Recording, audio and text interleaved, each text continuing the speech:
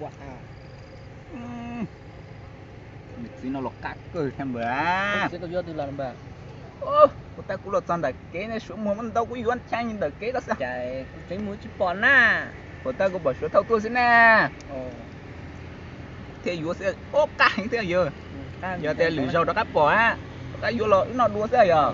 Nhớ mà. Ủa gì? Ô. Lại cú yo all luôn nó xin nè.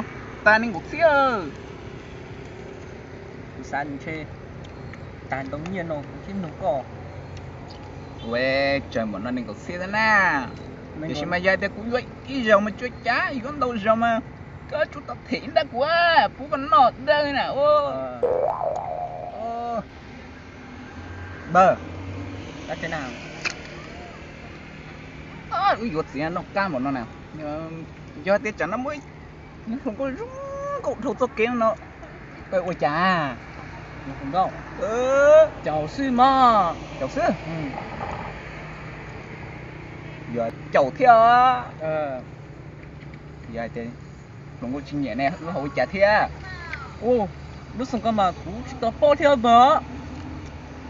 Xin được chuyện nhẹ yêu là chú yêu nhẹ nó chỉ yêu cái chầu sẽ đây rồi. Dạ, chồng tao chơi lấy cũng nhẹ xí mà. Ui giờ rồi.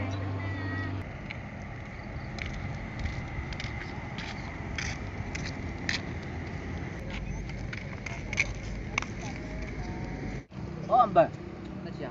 Chạy bút ruột tắn nó là chỉ mấy tụi nó có nhẹ đấy. Đấy chuyện hay đấy thì chặt tọt tắn nó chỉ một nó cua nó đi ơi, chỉ một nó có nhẹ yêu ở trái đó. Ồ, được có giờ chỉ tao cho yêu thi ở lỡ chỉ tao bỏ yêu xưa. Kia chứ nhẹ yêu kia nó chỉ đi liều. Do mà. Nó tài là.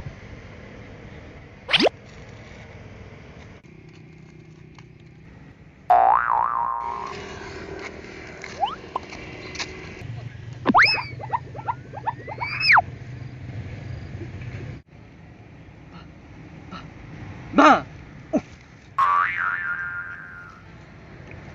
Nè. Ủa chả có啦. Có à. Có nhiều ốc không con tớ. Ồ, dùng cục cơ. Có nhiều cái chỗ mà. Cứ khỏi nhiều hai ta chơi. Từng đôi kìa, một cái điều không con nó từng nó tiêu. Từng đôi đứa chỉ chỗ rồi.